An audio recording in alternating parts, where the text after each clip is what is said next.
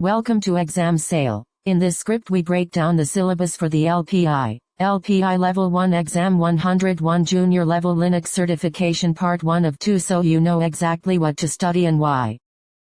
Overview of the exam structure and weights. Topic 103. GNU and Unix commands carries 43%. Topic 104. Devices. Linux file systems. File system hierarchy standard carries 24%. Topic 102. Linux installation and package management carries 20%. And topic 101. System architecture carries 13%. Each domain lists its focus, difficulty, expected learning hours, and assessment style so you can plan study time effectively. Topic 103. GNU and Unix commands is worth 43%, is labeled hard, and is estimated at 40 hours with hands-on plus conceptual assessment. This domain focuses on proficiency with the Linux command line, text processing, and process management. You will learn to interact with shells, use environment and exported variables, manage command history and aliases, and invoke commands by path. You will also practice powerful text filters such as sed, grep and awk, use wc, sort, unique, head and tail, and manipulate fields with cut, paste and join to process streams efficiently. Topic 103 continues with basic file management, streams and process control which are all part of the same domain and essential for real tasks. Expect to copy, move and remove files and directories, use advanced globbing, create archives with tar and pto, and compress files with gzip or bzip2. You will learn to redirect standard input, output and error, pipe commands together, use t, and combine or discard stvar and stout. Process skills include running jobs in background and foreground, monitoring with top and ps, sending signals with kill, managing sessions with screen or tmux, handling zombies, and adjusting priorities using nice and renus.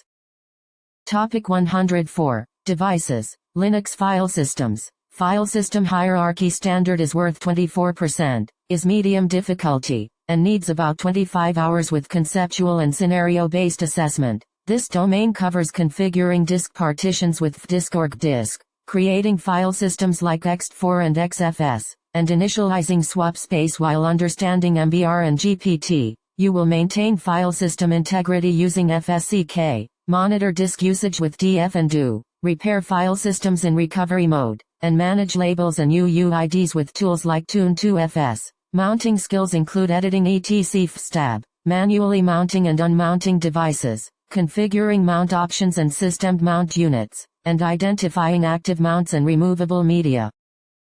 Topic 104 also includes file permissions, links, and file location best practices which are vital for secure and predictable systems. You will control access with chmod, change owners and groups with chown, and apply sudo, sgid and the sticky bit while configuring default umask values. Learn to create hard and symbolic links, understand inode implications, and maintain or remove broken links. Finally, you will learn the file system hierarchy standard, use find and locate, update the locate database, and place binaries, configuration and log files in their correct directories.